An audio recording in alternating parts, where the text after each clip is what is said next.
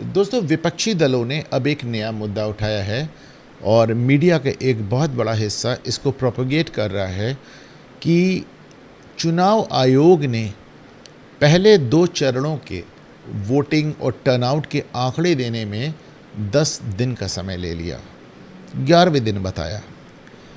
उनका कहना है कि साहब, आप शुरुआत में जो आंकड़े दे रहे थे और 10 दिन बाद जो आपने आंकड़े दिए उसमें तकरीबन 6% की बढ़त देखी गई। हम जानते हैं कि इस समय 2 तरह की बातें हो रही हैं।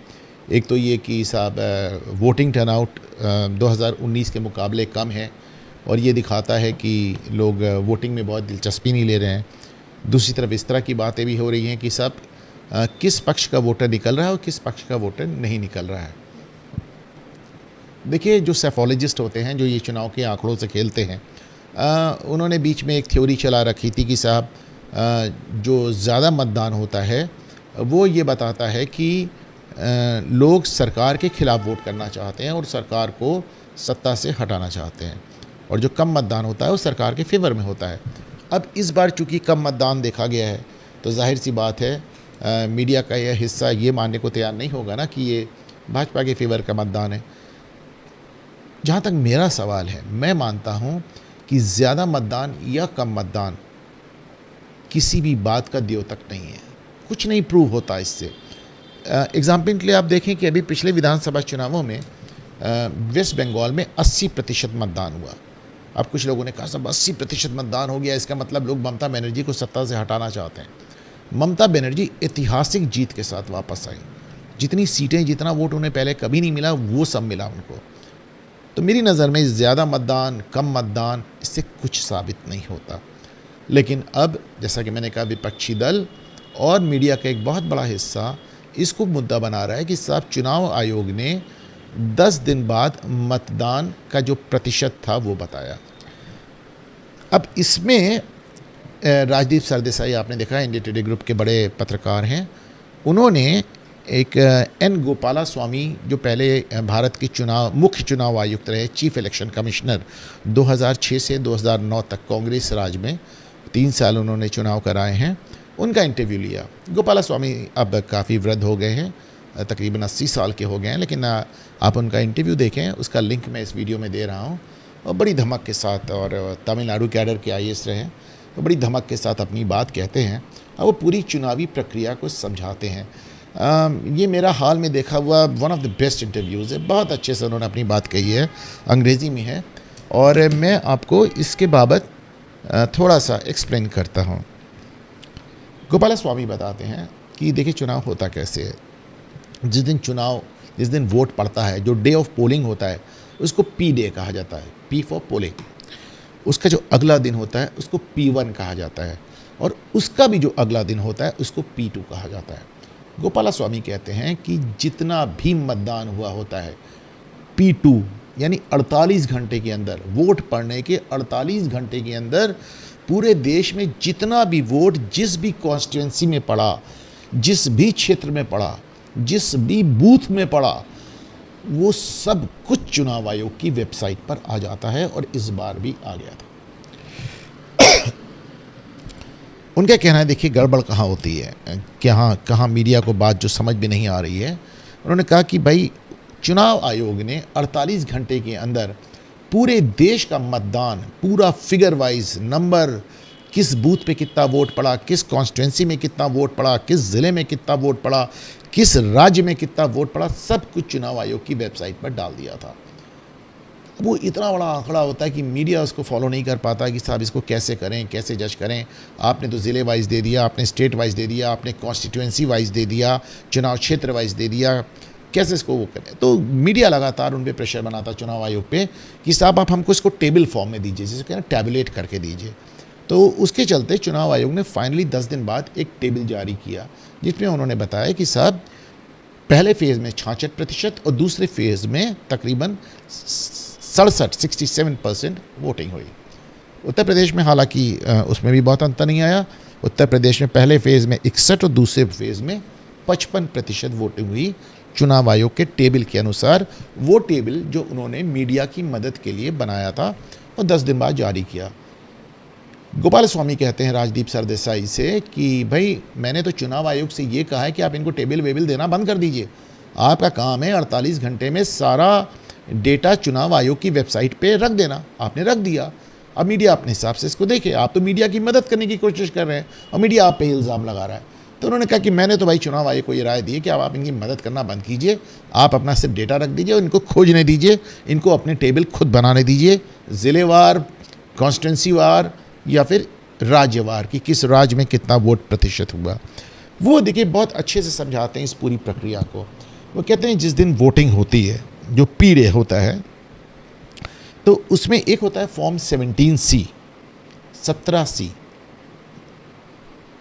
जो हर बूथ पे एक पोलिंग अफसर होता है। वो पोलिंग अफसर के पास एक सॉफ्टवेयर होता है, उसमें लगातार अपडेट करता रहता है कि साहब 10 बजे तक इतना वोट पड़ा, 1 बजे तक इतना वोट पड़ा, 3 बजे तक इतना वोट पड़ा, 5 बजे तक इतना वोट पड़ा, 7 बजे तक इतना वोट पड़ा। देखिए वैसे तो पोलिंग 7 बजे ख़त्म हो जानी चाहिए वोटिंग, लेकिन एक कानून ये भी कहता है कि नियम ये भी कहता है कि अगर कुछ लोग बूथ के अंदर आ गए हैं और लाइन में लगे हुए हैं तो आपको वोटिंग टाइम के बाद भी, यानी 7 बजे के बाद भी उनको मतदान करने देना चाहिए, क्योंकि वो घर से निकल के लाइन में लग गए हैं। यानी अगर आप 7 बजे के अंदर जाके किसी भी पोलिंग बूथ की लाइन पर लग गए हैं तो वो लाइन कंप्लीट होगी, भले वो 7 का 8 बज जाए, 8 का 9 बज जाए, 9 का 10, 11, 12 बज जाए, लेकिन वो पोलिंग कंप्लीट, वो वोटिंग कंप्लीट होगी। तो बहरहाल ये चुनाव जो पोलिंग अफसर होते हैं ये लगातार इसको अपडेट करते रहते हैं और जब पोलिंग ख़त्म हो जाती है तो ये फॉर्म 17C भरते हैं।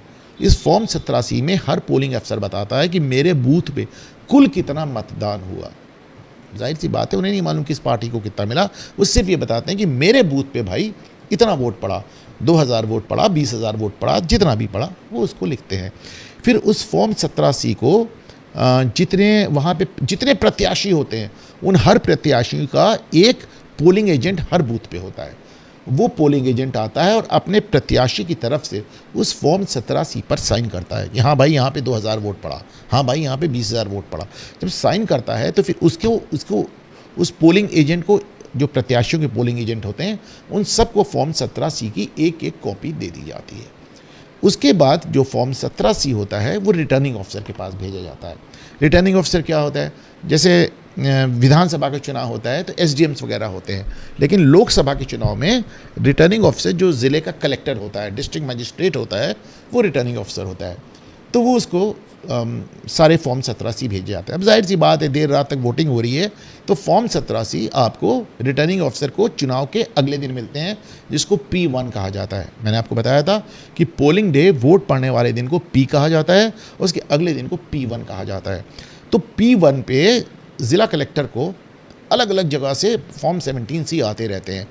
अब जाहिर सी बात है कि जो बूथ एकदम बगल में होगा, कचहरी के करीब होगा, ज़िला कलेक्टर के कार्यालय के पास होगा, उसका फॉर्म 17C जल्दी आ जाएगा।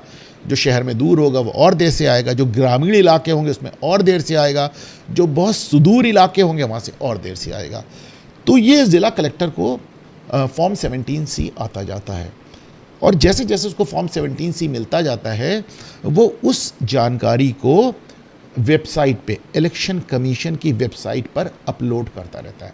बहुत ध्यान से समझे, वो उस जानकारी को इलेक्शन कमीशन को नहीं भेजता। वो ये नहीं कहता कि साहब इस बूथ पर 2000 वोट पड़े, हमने इलेक्शन कमीशन को बता दी, नहीं, वो उसको लगातार इलेक्शन कमीशन की वेबसाइट पे डालता जाता है। देखिए मैं हमेशा कहता हूँ कि चुनाव कराता कौन है? लोग कहते हैं चुनाव आयोग कराता है। चुनाव आयोग क्या कराता है भाई?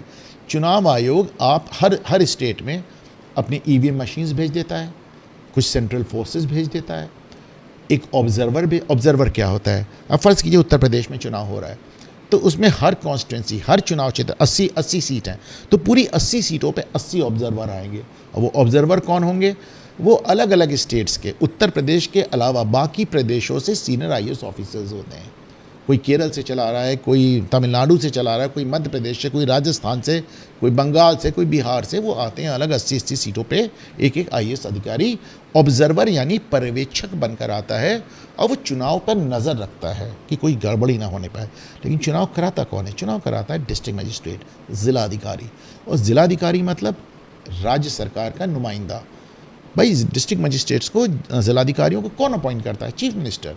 यानी अब आप फ़र्ज़ करें कि इलेक्शन कमीशन ने ईवीएम्स और एक ऑब्जर्वर एक सीट पर भेज दिया वेस्ट बंगाल, या फिर मान लीजिए तमिलनाडु, ये मान लीजिए केरल, या मान लीजिए उड़ीसा। तो भैया चुनाव तो वेस्ट बंगाल में ममता बनर्जी कराएंगी ना, तमिलनाडु में स्टालिन कराएंगे, उड़ीसा में नवीन बाबू कराएंगे, केरल में विजयन कराएंगे। तो अब ये विपक्षी दल है, ये रूलिंग पार्टी नहीं है, भाजपा नहीं है, या कोई भी रूलिंग पार्टी जो केंद्र में होती है उससे कोई लेना देना नहीं है। चुनाव आयोग ने भेज दिया, अब हर राज्य को अपने हिसाब से चुनाव कराना है।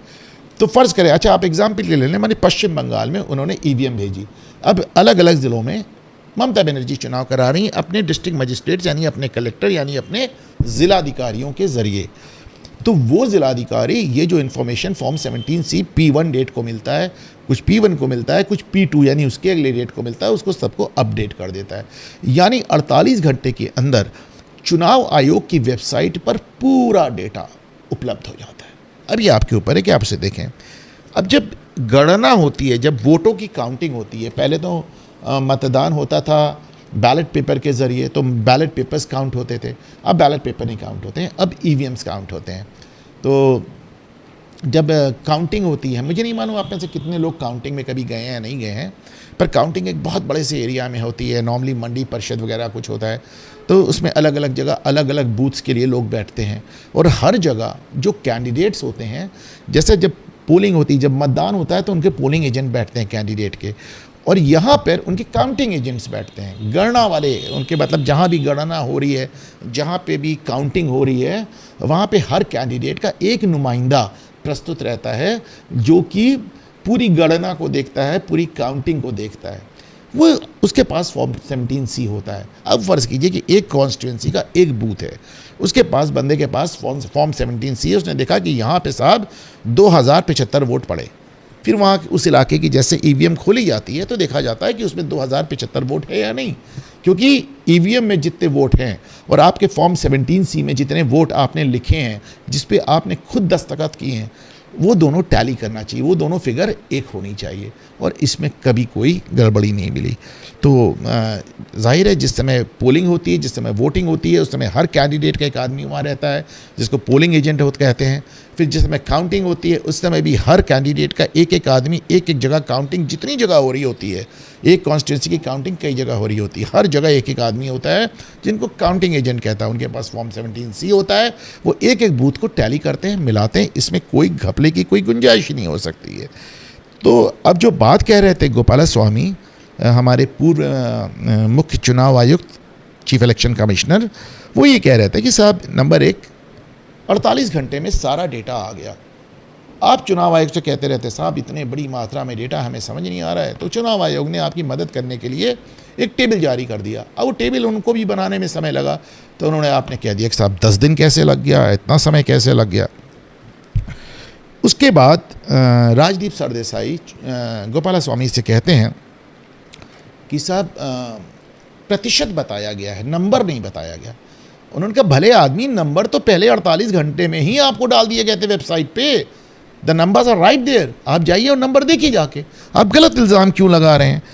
तो कुल मिलाकर उन्होंने बहुत डिटेल में इस बात को समझाया कि सारे नंबर्स भी मौजूद हैं और बूथ वाइज मौजूद हैं, कॉन्स्टिट्यूंसी वाइज मौजूद हैं, ज़िले वाइज मौजूद हैं, स्टेट वाइज मौजूद हैं, और आप बिना बात किसी पे इल्ज़ाम नहीं लगा सकते। अच्छा होता क्या है कि जब डिस्ट्रिक्ट मजिस्ट्रेट यानी ज़िला कलेक्टर के पास जब वो चुनाव हो जाता है, अभी उसके पास फॉर्म 17C नहीं आए, अभी उसके पास जगह जगह से फॉर्म से, लेकिन उसको एक खबर मिलती रहती है फ़लाँ जगह इतना वोट पड़ा, फ़लाँ जगह इतना वोट पड़ा, तो वो एक मोटी मोटी फिगर कहता है भाई फ़लानी जगह मानिए 55% मतदान हुआ है, ठीक है वो मान लिया।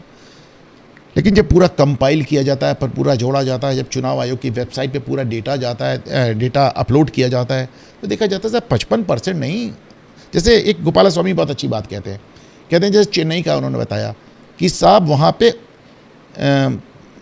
70% मतदान हुआ ±2, यानी ये 70% 72 भी हो सकता है, ये 70% 68 भी हो सकता है। बाद में आया कि साहब 69% हुआ, तो अरे आप तो 70% कह रहे थे। तो एक बॉल पॉइंट फिगर है, एक तकरीबन एक अंदाजे की figure district magistrate same day जिस दिन पोलिंग हुई होती उसी दिन जारी कर देता है। लेकिन जब उसको फॉर्म 17C अलग अलग बूथ से मिलते हैं तो एग्जैक्ट फिगर सामने आती है। तो यानी जो डिस्ट्रिक्ट मजिस्ट्रेट शुरुआत में एक फिगर जारी कर रहा है, तो आप उसको अब फ़र्ज़ कीजिए कि 2% का उसमें अंतर वहाँ पे है। सारे कलेक्टरों, सारे ज़िलों में, सारी कॉन्स्टिट्यूंसी में 2% 3% का अंतर आ रहा है। तो करते करते कि बड़ा एक अंतर, एक बड़ा मार्जिन पैदा हो जाता है। पता चला 5-6% का मार्जिन हो गया। उसके बाद जब सारा डेटा अपलोड हो गया तो कहा अरे साहब ये तो 61% नहीं 67% था। तो वो बताते हैं कि देखिए साहब 48 घंटे में सारी फिगर आपके सामने थी, इसलिए आप गलत आरोप ना लगाएं। बल्कि इसमें राजदीप सरदेसाई ये भी कहते हैं कि साहब विपक्ष तो ऐसा कह रहा है, ऐसे आरोप लगा रहा है। तो गोपाल स्वामी बड़ा अच्छा जवाब देते हैं। वो कहते हैं विपक्ष क्या कह रहा है उसका जवाब देने के लिए मैं मौजूद नहीं हूँ।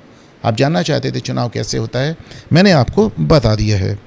बहरहाल मेरा अपना ये मानना है कि सिर्फ इसलिए कि आप चुनाव जीत नहीं पा रहे हैं, आप लगातार पूरी चुनावी, देखिए हमें कहा जाता है कि दुनिया का सबसे बड़ा हम लोकतंत्र है, इतने ज़्यादा वोट कहीं नहीं पड़ते। तो ऐसे में आप इतनी बड़ी प्रक्रिया पे एक क्वेश्चन मार्क लगा रहे हैं।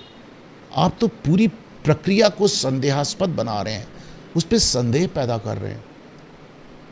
मुझे नहीं याद पड़ता कि और भी पार्टियां हारने पे ऐसा करती हों। जैसा कांग्रेस से एक नया चैलेंज शुरू किया, पहले कभी कह दिया ईवीएम गड़बड़ है, फिर कह दिया कि चुनाव आयोग ही गड़बड़ है, उन्होंने नंबर्स नहीं दिए, उन्होंने टेबल बाद में दिया, उनको टेबल क्यों दिया, नंबर क्यों नहीं, वगैरह वगैरह।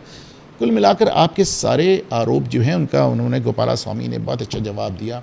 पर मेरा अपना मानना है कि जीत हार अपनी जगह। ये देश है तो हम हैं, लोकतंत्र है तो ये देश है।